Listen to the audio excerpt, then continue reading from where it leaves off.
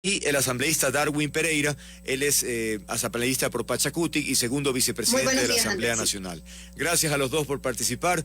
Bueno, empecemos con usted, asambleísta Pereira, a propósito de conocer su visión, es decir, el informe realmente escuchaba algunas reacciones ayer de juristas en el sentido de decir que no encontraban asidero para una acusación tan grave. ¿Qué nos podría decir al respecto? Buenos días. Buenos días, muchísimas gracias por la invitación. Un saludo para Natalie y un saludo también para la culta audiencia. Siempre es un honor estar acá, estimado Andrés. Gracias.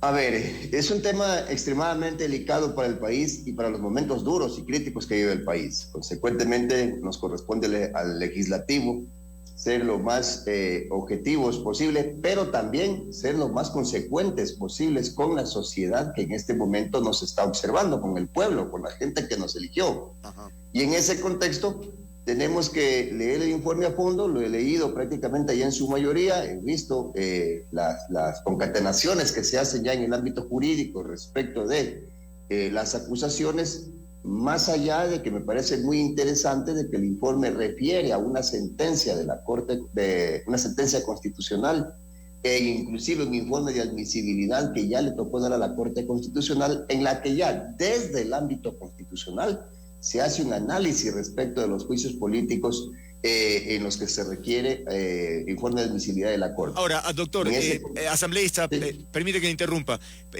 ¿Cuáles serían la figura de tipo penal de traición a la patria? ¿En qué momento? ¿Cómo se configura a su juicio esa traición? Lo que establece la comisión es que al momento que el presidente conoció que la mafia, ¿no?, que el narcotráfico estaba operando en el país, junto a su círculo cercano, el presidente cayó. Y eso obviamente es considerado como traición a la patria porque el narcotráfico está considerado, ya hablando en términos legales, como un enemigo del Estado. Es prácticamente como estar en guerra, como que alguien nos estuviera atacando. Esto es como que mañana nos atacara un vecino país, voy a poner ejemplo, nos hubiese atacado el Perú y que el presidente no le dijera a las Fuerzas Armadas que contraataquen. O sea, eso es básicamente lo que establece la comisión en el informe. Okay. Mañana tenemos el ataque de un enemigo externo y el presidente de la República no le dice nada a sus Fuerzas Armadas, y las Fuerzas Armadas siguen como que no pasará nada. Okay. Eso es básicamente la figura de traición a la patria. Ya, perfecto. Asambleísta Arias, ¿qué responde usted? Que evidentemente ustedes no están en esa misma línea. ¿Cuál sería el contraargumento frente a esta acusación? Buenos días. Muy buenos días, estimado Andrés. Un saludo también para mi colega Darwin Pereira y para quienes nos escuchan en esta mañana.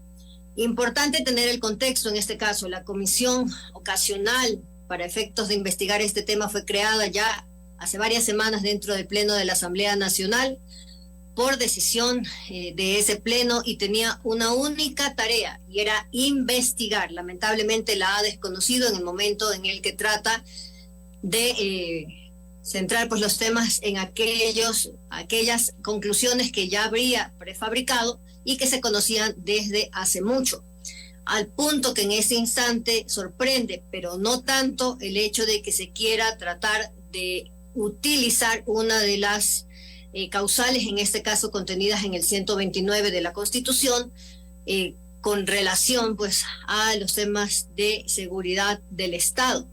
Y ahí el artículo 353.7 del COIP es de hecho quien lo define en este caso, y es por eso que los juristas que usted ha mencionado ya no reparan, no dan crédito de hecho a esto que se quiere afirmar a través de un informe que nuevamente pudo haber indagado sobre la supuesta trama de corrupción para identificar a los verdaderos responsables políticos, pero por el contrario prefirió más bien tratar de acoplar el relato a su objetivo político de fondo.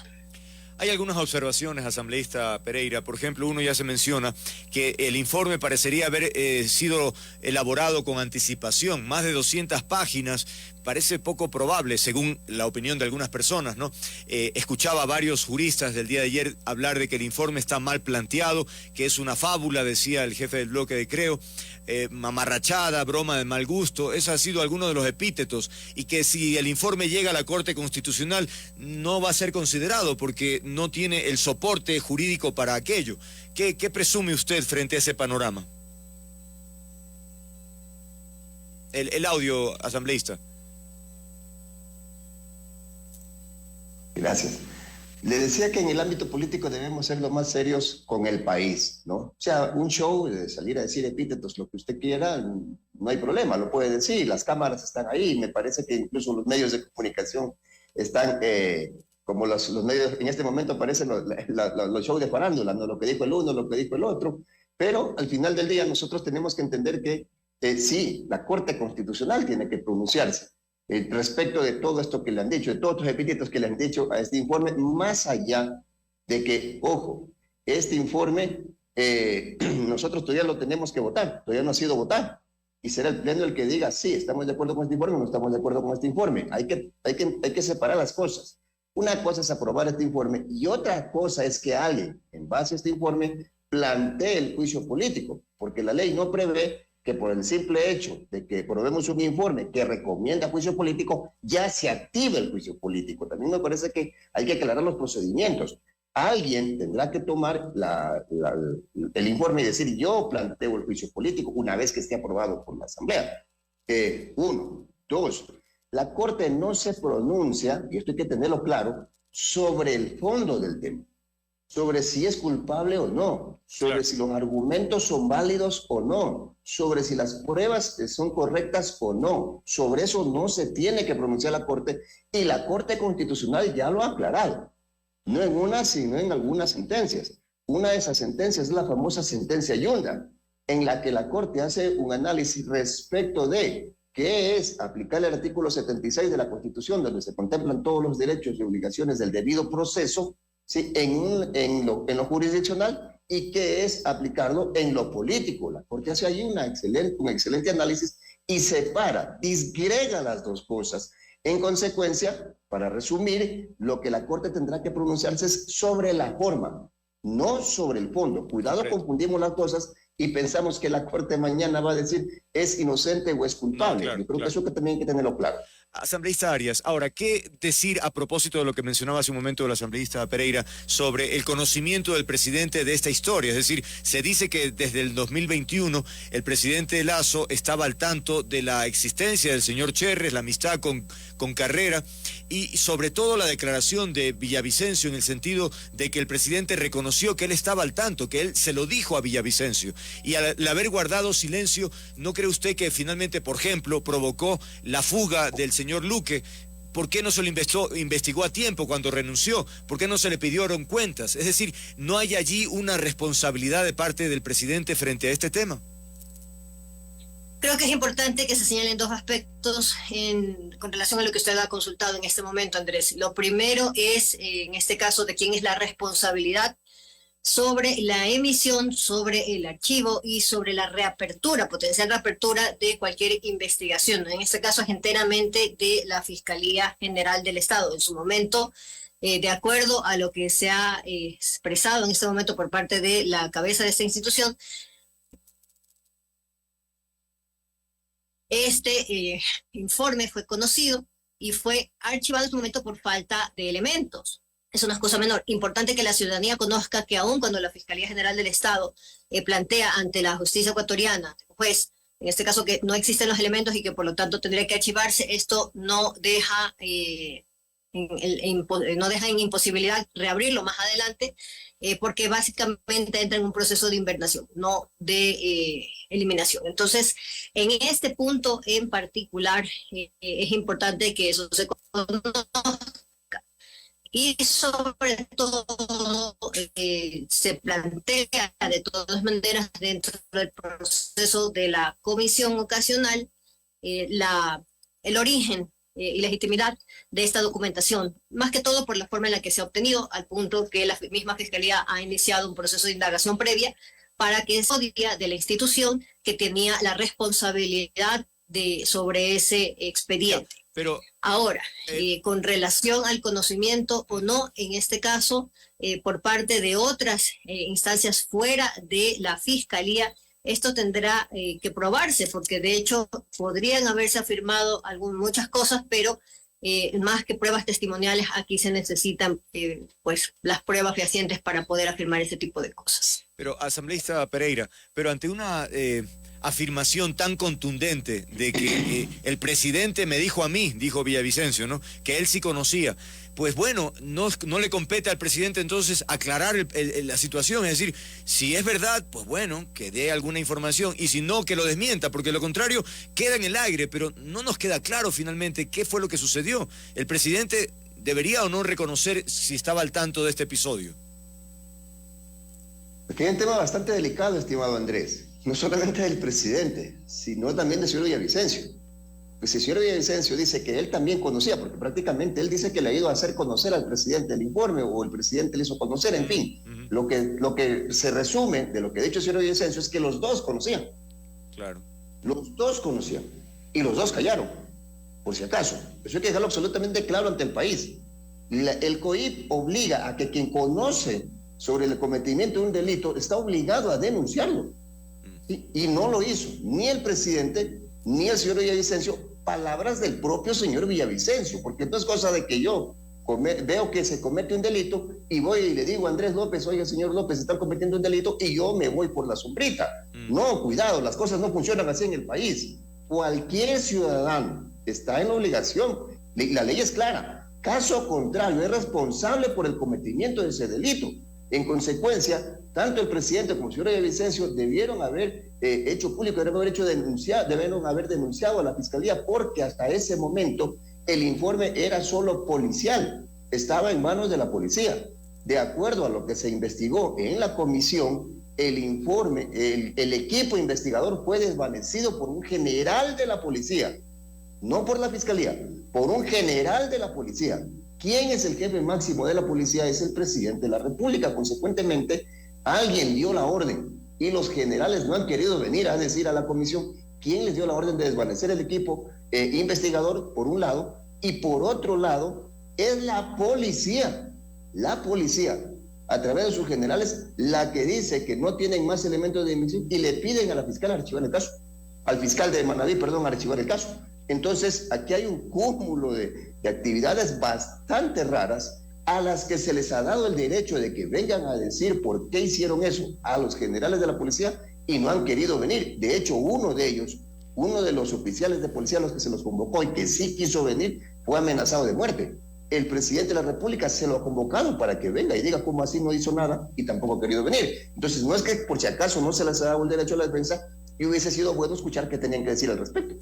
Lo que pasa tal vez, y eso es un comentario a título personal, cuando hay un funcionario allá a la Asamblea para rendir cuentas, que evidentemente es una obligación, un deber, un derecho, mejor dicho, de los ciudadanos, escuchar a las autoridades, explicar cosas, vemos más bien episodios de confrontación, de agresividad, de violencia verbal. Entonces, claro, yo me pregunto qué mandatario va a querer a que lo maltraten públicamente, ¿no? Y entonces que se convierta en un show mediático. Ese es el riesgo, creería yo, ¿no? Pero creo que las autoridades tienen que responder, evidentemente no pueden eludir, explicar todos estos detalles, asambleísta Arias, porque efectivamente hay una situación ahí media extraña a propósito de remover a ciertos generales para impedir el ascenso de otros. Está también el hecho de que Carrera trató de interponer sus buenos oficios ante el presidente Lasso para considerar el caso del general Arauz. Son cosas que no quedan claras y eso tiene que el país tener certeza de cuál fue el rol del presidente, por qué aceptó la intermediación de Carrera, que no tiene nada que ver en el gobierno en términos formales, para el ascenso de un general. Estimado Andrés, creo que ahí hay una afirmación que definitivamente tiene que ser desmentida, porque en realidad esta parte que usted ha mencionado en este instante, si aceptó o no aceptó oficios de terceros, en este caso, no está en este momento probada. Y es importante también que se aclare un punto, así como concuerdo con el asambleísta Pereira con respecto al rol que tiene la Corte Constitucional para el proceso de un eventual... No se está escuchando, asambleísta. Tengo también que señalar pues que no estoy de acuerdo en aquello que se ha mencionado. No estamos hablando de hechos por fuera de la justicia, estamos hablando de y por lo tanto dentro de procesos y no estamos hablando estrictamente porque estaban, si es el caso realmente se estaba hablando de un informe que en ese sentido se construía dentro del contexto del Asambleísta, trabajo y las perdón que competencias. interrumpa, asambleísta. Sí, perdón, justamente he entrado aquí una... Sí, la estamos llamando para ver si podemos conversar por teléfono, pero tener la imagen, porque se está cortando su intervención. A ver, entonces... puede ser el área en el que estoy, pero digo, puede atender el teléfono y le escuchamos yo preferiría terminar por esta vía la conversación. Es que bueno, entonces por favor repítame porque no me quedó claro su argumentación. Sí, le decía que en este caso, esta serie de comentarios o afirmaciones, mejor dicho, con relación a si el presidente ha recibido o no oficios de terceros, es decir, pues intervención en otros términos de terceros con relación al acceso. No se le está escuchando, asambleísta. No, sale entrecortado totalmente. Miembros de las instituciones de seguridad que se ha firmado, pero que no se ha aprobado. Esa era la llamada. Lamentablemente no se escuchó bien esa argumentación. Qué lástima, porque me parece importante tener con claridad los argumentos. Pero en fin, ¿cuál será el siguiente paso, asambleísta Pereira? Hoy se conocerá, luego si es que efectivamente se da luz verde, iría al Pleno, ¿no? Y luego sería la Corte, es decir, todavía habría que respetar esos pasos, digamos. Es un poquito más grande el proceso, ¿no? Creo que algunos están un poco confundidos, ¿sabes? Para explicarlo mejor, ¿no? El informe debe ser conocido primero por la comisión y aprobado por la comisión. De hecho, estamos hablando sobre un informe que todavía no ha sido aprobado y votado en la comisión. La comisión lo remite al presidente y el presidente tiene que... Se mutió. Ajá. Ahí creo que está claro, ¿no es cierto? Luego de eso, una persona, un asambleísta o un grupo de asambleístas tiene que plantear un juicio político en base a un informe supuestamente aprobado, dando por hecho que se fuera aprobado, porque puede ser también que el Pleno diga no aprobamos el informe. Más allá de eso, un asambleísta tendrá, o varios asambleístas tendrán que iniciar el juicio político, para lo cual solo se necesitan 47 votos. Eso va al CAL. El CAL, una vez que califique la formalidad del juicio político, lo remite a la Corte Constitucional. Y ahí abrimos un compás de espera hasta que la Corte se pronuncie. Mucha gente ve el juicio político como un tema de un día. El juicio político es un proceso, no es un proceso tan corto, tampoco es tan largo, pero ahora se establece que hay que seguir todos estos pasos, que es el planteado, el CAL, la Corte tiene que regresar de la Corte, el presidente tiene que llamarnos, el presidente de la Asamblea, y una vez que nosotros conozcamos que el juicio ha sido aprobado, tenemos que llamarlo al presidente de la República que acuda con sus pruebas de cargo y descargo, tenemos que evacuar esas pruebas y solo al final de todo eso tenemos que votar. Es decir, solo al final de todo eso se necesitarán 92 votos para juzgar al presidente, es decir, para destituirlo, y si no hay los 92 votos tampoco se destituye. Pero no es un proceso corto, por si acaso. Comprendo. Asambleísta Arias, vamos concluyendo con usted. Usted coincide en ciertas opiniones que se menciona que estas iniciativas tienen características golpistas, ¿o es exagerado decir aquello? Cuando se pudo haber investigado y haber determinado responsabilidades políticas reales y se ha desperdiciado la oportunidad para tratar en este caso de centrar apuntar todos los cañones a la presidencia, entonces esto pues definitivamente serán los ecuatorianos los que juzguen cuáles han sido las verdaderas motivaciones, si era la búsqueda de la verdad o era la búsqueda de la desestabilización. Entonces ahora vamos a tener la oportunidad en la sesión del día de hoy de rebatir cuáles son cada uno de los puntos que se han afirmado en el informe y de esta forma desestimar esas conclusiones prefabricadas previamente a las que se ha intentado adaptar el relato. Debo concluir y agradecerles por haber participado en este espacio. La reflexión final va en la línea de que los legisladores deberían tener claro cuál es el bien superior para el país. Y es eso, el país, Ecuador. Y por lo tanto, ante un episodio de esto, tienen que actuar con una enorme responsabilidad, con enorme seriedad, con profesionalismo, que efectivamente vayan en busca de la verdad, porque eso queremos los ecuatorianos. Pero evidentemente que no haya esa manipulación o contaminación política que vaya por otro lado y finalmente se desvirtúe algo que necesitamos conocer. Insisto, insisto, la verdad de un episodio que a mí me parece muy grave en términos de cómo se está planteando, ¿no? Pero que habrá que ir viendo los detalles para esclarecer los roles, los alcances, en fin, las responsabilidades también de los supuestos protagonistas. Gracias, estaremos siguiéndole obviamente este tema. Gracias a Natalie Arias, asambleísta del Movimiento Creo, segunda vocal del Consejo de Administración Legislativa, y a Darwin Pereira, asambleísta por Pachacutic y segundo vicepresidente de la Asamblea Nacional. Que tengan buen día. A usted, buenos días. Muchísimas gracias, buenos días. Un abrazo.